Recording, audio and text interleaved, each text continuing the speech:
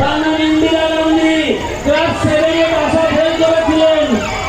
আমাদের দেশের দেবগণ মোগল বিরোধী মহান রাজা এসেছেন সম্রাট আকবর ভাষা ফেল স্কুলে যাওয়ার সুযোগ পাননি।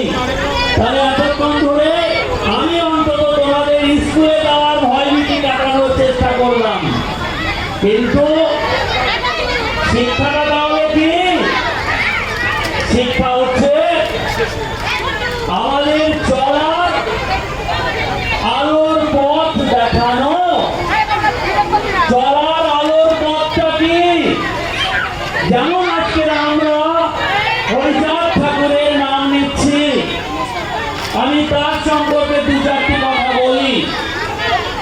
ইনি যখন এই ধরাধামে এলেন, যখন বাচ্চা, তখন থেকে তিনি বুঝতে পারলেন তার বাবা কাকারা, তার আত্মীয় পরিজনেরা, তার স্বজাতির মানুষেরা, তাদের স্বজাতির মতো অবহেলিত আর যত মানুষ আছে সব মানুষের মতো সম্মানে পাচ্ছে না, মানবের বড় আজকের ভাষায় কুকুর বিড়ালের মতো জীবন যাপন করছে।